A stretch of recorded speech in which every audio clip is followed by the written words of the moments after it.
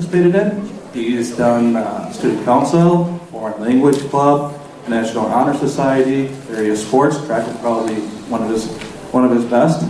Plays some football, but I know you guys aren't here to hear from me, so I'm going to make it very short. I would like to introduce our governor, Scott Walker, class of 1986.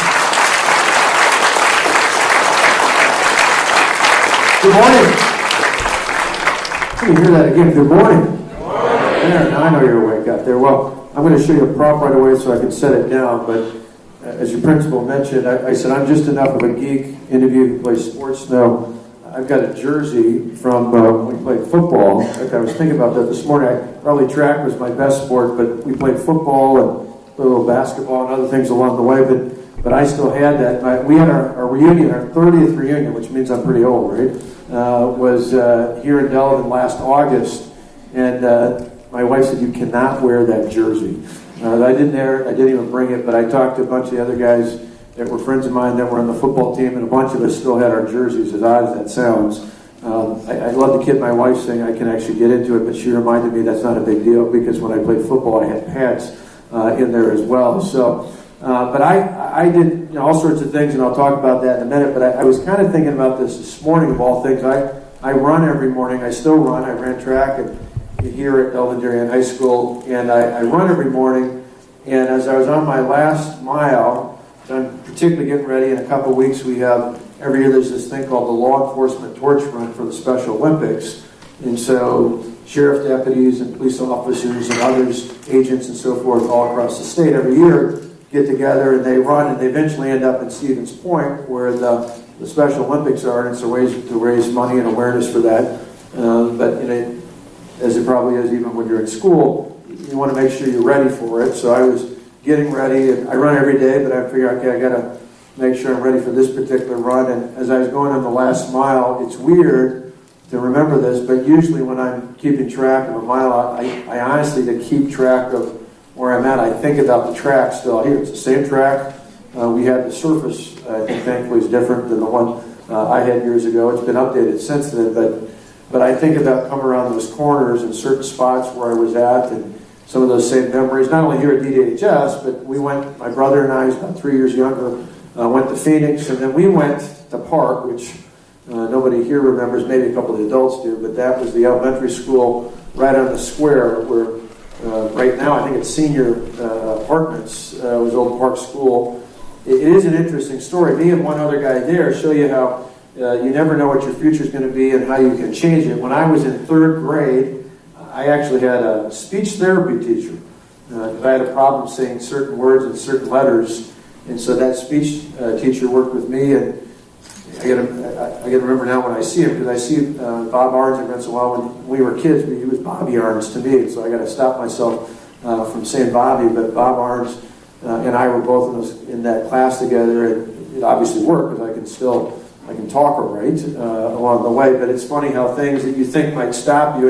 It made me think about that track, because some people run fast, some people run slow, some people are in between, and it's kind of like, for me, it made me think about life, of not just running yourself, but all the other people that help you along the way. And for me here at school, I was saying as we went around, we saw the Fab Lab. Some parts of the school are very different from when I was here even just a few years ago, and when I came back to visit for something. And other parts like the floor, the tiling, which must have been done pretty well, was just saying to be traveling around. I can still remember when we started track practice early, when it was still cold sometimes, when there was even snow outside, so we couldn't be on the track. We ran inside, and it's funny how even 30 years later you can still get the feel of the floor, and something that reminds you of something decades later.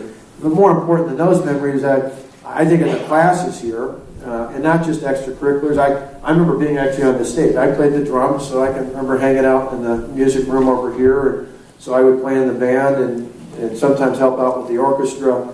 They didn't have enough guys the year I was a junior and senior to be in the swing choir, so even though I don't think I'm a great singer, they recruited me to be a part of that. So I can remember performing up here, doing a bunch of things. In fact, I was just at another high school elsewhere in the state. We've been touring a lot. I'll talk about that in a minute too.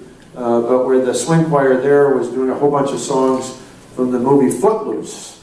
Which I thought was kind of funny because Footloose came out when I was in high school, And so it brought me back a little bit to some of those same songs and singing on the stage. I have an AFS brother, I call him. He was an AFS student in our household back in 1985, my junior year, 84 to 85. Rodrigo Sanabria, who's from Bogota, Colombia. And thanks, back then we didn't have email, so if he had to communicate with his family, it was by mail. Now, over the years, both my parents and I, and even my brother, still stay in contact. So I emailed him the other day saying I was going to come back to school, and he wanted to know if his picture was still up with all the other AFS students. But Rodrigo's come back and forth enough times. In fact, he and his wife, Marla, and his sons, Pedro and Pablo, came back a couple years ago and stayed with us 2 years ago, so when I was governor, stayed with us at the executive residence, which was kind of nice because we shared memories from the past and we emailed back and forth and kind of keep up to date. It was particularly fun seeing his sons, who are about your age. Now one's actually graduating off to college. But even though Rodrigo had lived with us here, so he knew what snow was like, having come from Bogota, his sons were amazed because they came between Christmas and New Year's and they'd never seen snow. I mean, they'd seen it in pictures and that, but they'd actually never seen and felt snow. So the executive residence is right off of Lake Mendota, so they got one of my footballs and went out on the ice and threw a football around on the lake, because obviously it was frozen over when it is in that time of year. And they thought it was so cool to actually be able to play football and dive into the snow and the whole bit. But it's all because of friendships and relationships here. I still see a lot of my friends from high school in different events, different activities. Obviously saw a bunch of them last year in a reunion, but some are here in the Delavan-Walworth County area. Others are scattered around the state and around the nation. It is interesting, though, too, thinking about teachers and classes, and sometimes things you might not have thought were very important. You wouldn't have this class today, but back in the 1980s, we had a teacher by the name of Mrs. Love. Actually, there were two, husband and wife, Mr. Love and Mrs. Love, that both taught here at Delavan-Darien High School. Their daughter, one of their children, went to school in my class. But Mrs. Love, I remember, as odd as it sounds, I was telling the principal, because she taught typing class. Now, today, typing, you wouldn't need a typewriter. In fact, I used to joke, it gets to the point where even though the typewriter was invented here in Wisconsin, most people don't even hardly know what a typewriter is anymore. I said it's like a keyboard with paper that comes out of it. But that typing class was great, and we were laughing, sharing about how I can remember she was so strict, she'd come by and put a piece of paper over your hands on the keyboard so that you weren't looking when you were learning how to type. Now, as a kid, I thought, there's no way I'm going to need typing. I'm not going to go into a job that requires me to type anything. Well, in college, I was thankful because back then we still didn't have, computers were just starting to come on, but nobody really had their own. And so you had to type your term papers and other things like that. So that helped that I could type fast. But then later, as computers became more prevalent, I ended up working for IBM. And then obviously now with laptops and iPads and everything else, I can type pretty fast. And so that's something that I didn't think would be very important. But ironically, later now, even on my own iPhone, let alone iPad, it's amazing to have that skill that Mrs. Love made sure I and the others knew how to do, not just cheat and then hunt and pack along the way, but something like that I never dreamed would be important. It ended up being very, very important now to all that I do, and being able to communicate with my job, with my friends, with my family, and everything else along the way.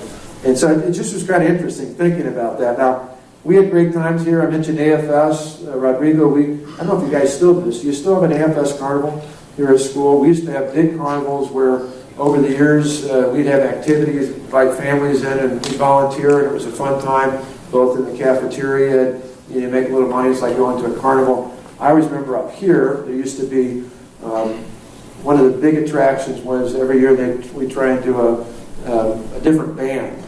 And so as you can imagine, early in the 80s, a lot of groups, when I was, I think, a freshman, one of the big groups was KISS.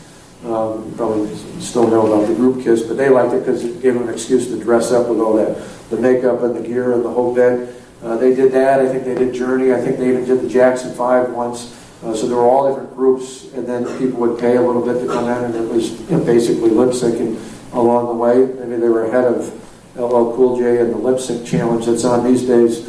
But that was a little bit of fun thinking about it along the way.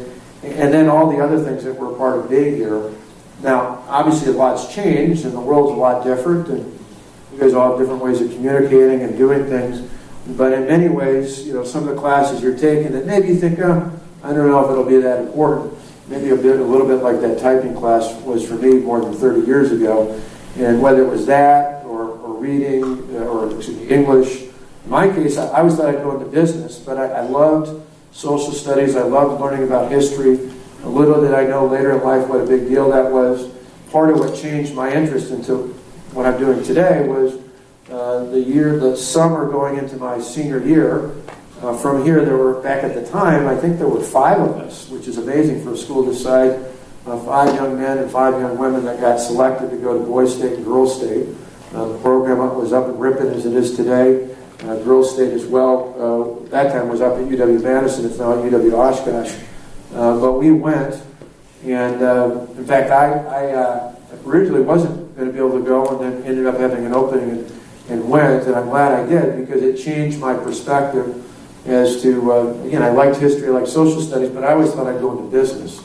And instead, when I went to Boys State, and then I was fortunate enough to be one of the 2 people that went to Boys Nation for Wisconsin, from that point going forward, I didn't immediately go into it. In college, I worked at IBM to pay for school, and eventually after college, I went to work at the American Red Cross. But later, when there was an opening in the state assembly, I got a chance to run, and a lot of my friends said, hey, you talk about this stuff all the time, you seem to be interested, you talk to others about it, why don't you go and run? And I did, and won a primary for the state assembly.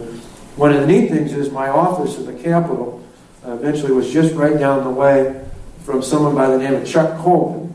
Chuck Coleman was the state representative from right here in the Delavan area, and I had known him from when I was a kid, growing up here at Phoenix and now at DDHS, and so it was kind of weird to be in the office right down the hallway from where Representative Coleman was, someone I knew just as a student, and I was elected when I was 25. So that all came from experiences that we had here. It shaped who I am. My dad was a minister right at the First Baptist Church, so you know where the square is, where the park is. There's a Baptist church, Congregational church, and a Methodist church. My dad was the minister there. My mom worked part-time. There used to be a men's clothing store downtown called Matheson's, so right where the cobblestone is, one of the storefronts there was a place called Matheson's. She used to work part-time there and help keep the books for them. So we spent a lot of time doing things there. I was talking to someone else earlier who was in Scouts. I was in Scouts all the way from Phoenix all the way through high school as well. And the Eagle Scout project I had was right behind our church, where the road goes down along the way, and it was kind of eroding, and so I went and got some old telephone poles and kind of put like 3 steps staggered there to keep the ground from rolling away. Actually, I remember that spot too, because around the corner, I don't know if you guys ever still do this, but that hill just down the way that goes down to the creek, we used to go sledding off of that, and particularly when we were older. And one of our friends, whose family had a farm outside of town here, would take the tube that's inside of a tractor tire, and would take that out and fully inflate it, and then we would take that down the hill. I'm sure actually for liability, the fire department probably doesn't do this anymore, but the fire department used to take water and spray it down that part of that hill so it would freeze. And then we'd take that tube and we'd go down. I'm surprised we didn't kill ourselves.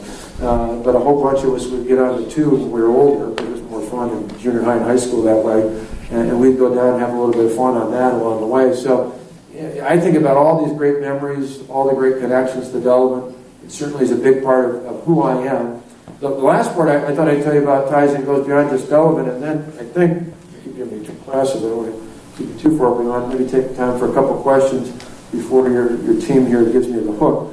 But the other reason why I'm glad to be here today is that I've been touring around schools all across the state, and that is because, well, 2 things. One, just on a personal basis, I want to tell you that particularly for those of you juniors and seniors who are here, you're in a really good position. You think, what does that mean?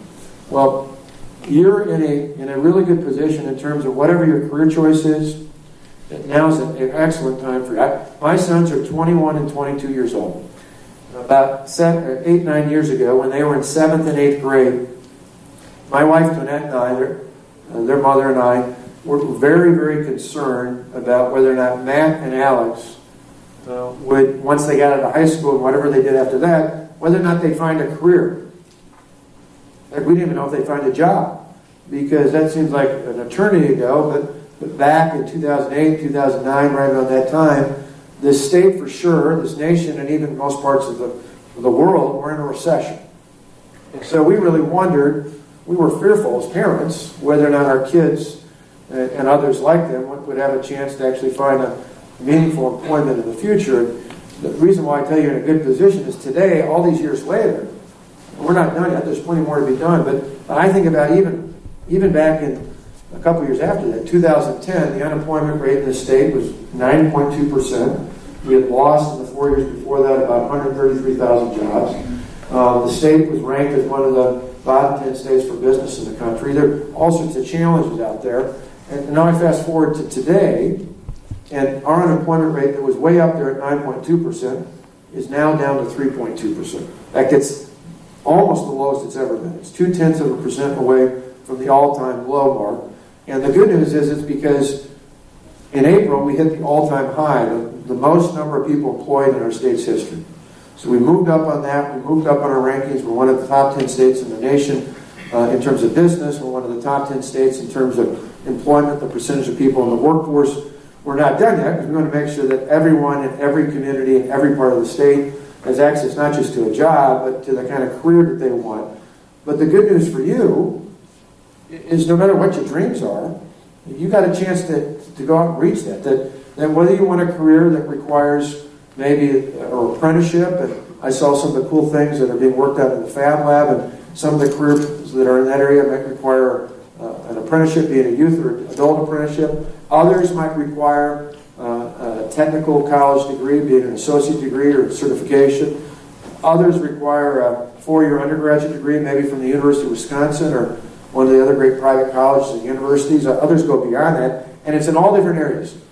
We hear a lot about manufacturing, and we've got great openings there, but we've got them in transportation, we've got them in construction, we've got them in IT and computer science, we've got them in finance and accounting, we've got them in healthcare, we have them in education, we have them in law enforcement.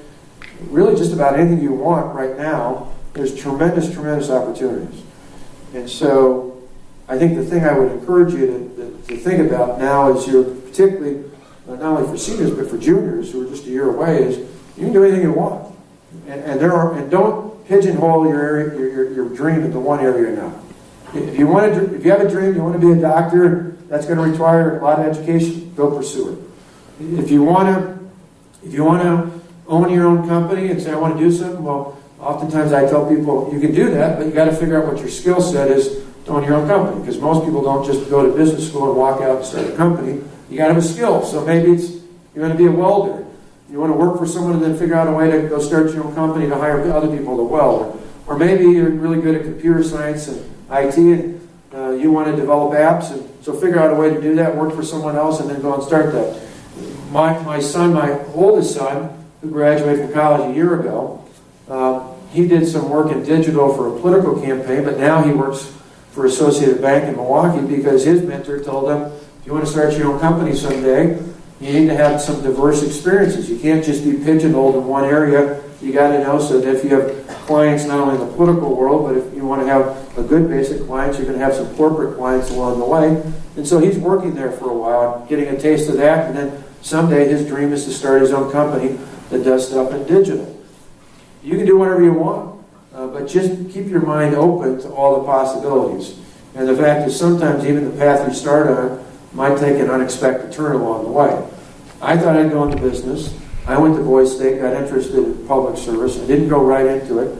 I worked for IBM for a while. Then I got a chance to be hired at the American Red Cross to do something I didn't even have a degree in, marketing and development and finance, and did well at that, and eventually had an opportunity to run for office and grab that opportunity. You never know where life's going to take you. What you'll find, though, is oftentimes things that you learn in school and in life and other activities, sometimes the things that you did that end up being important, later on end up being much more important than you ever dreamed along the way. So the last thing I would just tell you is, because of all these work opportunities out there. One of the things, and we had a listening session right here, well, not here in this auditorium, but just here in Delavan down at City Hall last year. It was one of the 72 we had across the state. We had a couple students. In fact, the students that were with us then are already graduated because that was last spring, so they were seniors a spring ago. In fact, I saw one of them at the University of Wisconsin lacrosse, I think late last year. He was already a freshman there. But when we did that listening session, others like that, what we heard were the same things I talked about, that they're, from a lot of small business owners and other employers, they're saying, hey, we got jobs, we just don't have enough people to fill them. That's one of our big challenges out there. And so we listened to all those sessions, and we went out, and in this budget, we said, we got to do more to get people ready for the workforce, and the key building block for that is education. And so in the budget that's in front of the state legislature right now, we put more into K through 12 education, more per student. So each one of you and all the others that will come in the future, more per student than we've ever put before. The largest increase ever, or the largest amount, I should say, in actual dollars ever. We doubled the amount for Fab Labs, so the grant that you got from the Fab Lab here, we can do more of those across the state. We put more in for early college credit, so whether it's dual enrollment for your technical colleges or course options to the University of Wisconsin system, we want to give you a head start and all that. We did more for our technical colleges than ever before because there's a growing and high demand for technical colleges, so whether it's Blackhawk or Gateway or any of the others across the state. And we put more into the UW system. But with the idea being is I want to give just a blank check. The idea is I want them to do more for performance. So not just about enrollment, but how many people graduate, how many students graduate in areas of high demand, how many graduate and get jobs here in the state of Wisconsin. All of those things tied into helping not only improve student success, but improve building a strong workforce here in the state. Because if we're going to continue to grow, we're going to continue to see more people employed, we're going to continue to see wages go up. All those are key parts of it. So that's why we're here today, to share a little bit about some of my connections to DDHS, to Delavan, to this community, particularly to the school. Part of it, thinking a little bit about, giving you a little bit of optimism for the future. And then finally tell you about the commitments we're making, both for this school and all the other schools all across the state. And with that, I'll take, if you want, take a couple questions until it's time for you guys to take a trip. Okay, I have a two-part question, actually. On President Trump's recent budget, it was proposed he would be cutting the funding for many organizations, including a $37.5 million cut to the Center for Disease Control's National Center on Birth Defects and Developmental Disabilities, which funds research for congenital heart defects, which I was diagnosed with when I was 18 months old. Considering that in 2014, you signed a bill that required all newborn babies to be tested with a pulse oximeter in order to improve diagnostic measures. And for that, I would like to offer my sincere thanks, because had this bill been in place when I was born, I would have been diagnosed at birth rather than 18 months old. And with your signature on this bill, you brought attention to heart awareness. Do you agree with President Trump's decision? Second, on a personal level, I'd like to know how your mother's doing after her recent health issues and offer my prayers for my family. Well, thanks. I'll go in reverse order. Thank you. Yeah, she's got a heart murmur, so she was in and out for a little bit. She's back now. She's doing great. She's just to watch some of her medication along the way. Actually, both my parents in the last 6 months have been in and out of the hospital, but they're back at it. And my mom's still making chocolate chip cookies, which was a big hit when I was here. As you can imagine, when I played football and basketball and ran track, my mom would make a gigantic box of chocolate chip cookies, which were she would pull them out just before they were completely done. So they're super soft and melt in your mouth. And she'd bring them, and I would have them on the bus when I'd go to and from events. People loved them. Actually, they used to bring them to the office here. And she did it years after I was even here, so she was highly popular with the staff here as she was with my own kids' staff. So thank you for bringing that up. Yeah, you're right. I signed that at Children's Hospital. I was pleased to do that. I think it's really important. I hope in cases like you had, it'll help early on detection and help get at that. In terms of that part, I haven't, as you can imagine, it's a big budget. I haven't looked at it. Obviously, that would be an area of concern. Some of the things I have commented on already and brought up to people like Paul Ryan and others who now have the next step at looking at this budget, because obviously the budget was presented, but like my budget is in the state, the legislative branch still has to act on it. So to Paul and others in the congressional delegation, I brought up things like I have concerns about funding for after-school programming. I have concerns about community development block grants, which help communities like Delavan develop their downtowns and other areas. I have concerns about funding for the Great Lakes. So this would be an area certainly I'd look at. I don't know the details off the top of my head, but that would be another area that I'd be likely to be concerned about because of what we did here in Wisconsin and the legislation we signed. So thanks for bringing it up. We'll add that to our list. What was it like meeting Obama? What was it like meeting Obama? You know, it's interesting. I was, in addition to being governor of Wisconsin, I'm on the board of the National Government Association. So there's, for years when I would go meet, I'd meet with President Obama and President Obama and Vice President Biden. And it's interesting. Even though they're president and vice president, their personalities are very different. Vice President Biden at the time, and he was in the Senate for, I don't know, like 30 plus years. He'd come in first, and with, I think there usually was about 5 or 6 of us, I think an equal number of Democrats and Republicans. He'd slap me on the back, he'd want to tell stories, and that President Obama came in with the group of us, much more focused, much more intense.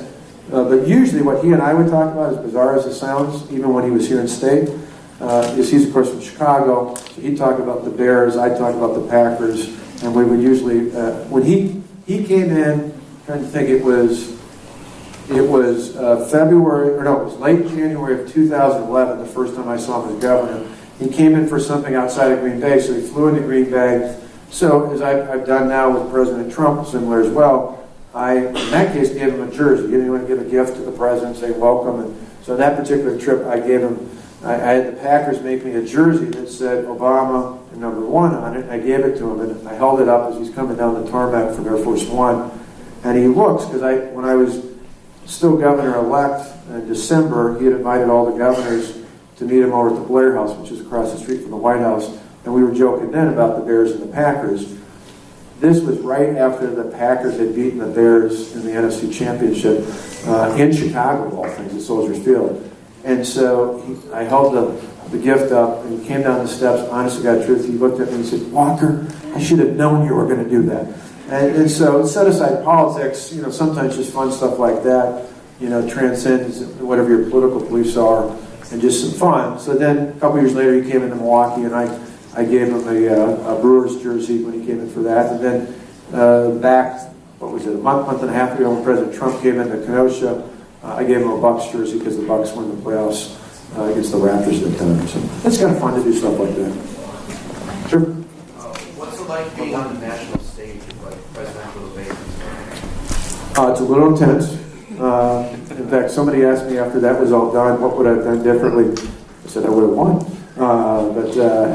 No, it's particularly the first debate in 2015 was August. Actually, I remember the date well because it was the opening of State Fair. So I opened the State Fair in West Dallas, got on a plane and went to Cleveland. And that particular debate was in the arena. So it's right where the Cavaliers play. And it was, just being in an auditorium is pretty intense. But when you're in a gigantic arena, and the lights are down and the whole bit, it was pretty intense. Not just that you're on TV in front of like 24 million people, but just the aura of the place. The next debate was at the Reagan Library out in California. That was a little bit different, but that was intense for a different reason. The library has the Air Force One that President Reagan wrote on, he was president when I was your age, and the Air Force One is up in it's a gigantic museum. And it looks like it's taking off over the mountains, so it's up in the air a little bit.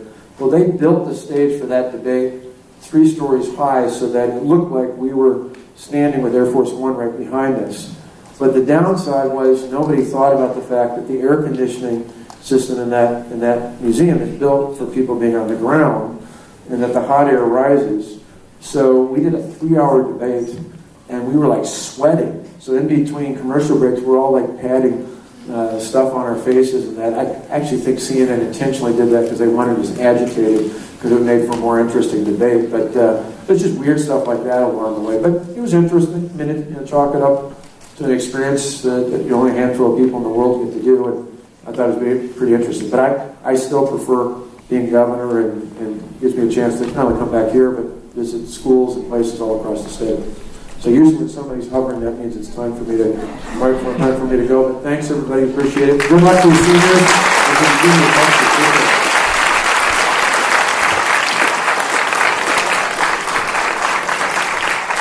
All right, ladies and gentlemen, thank you for being an excellent audience.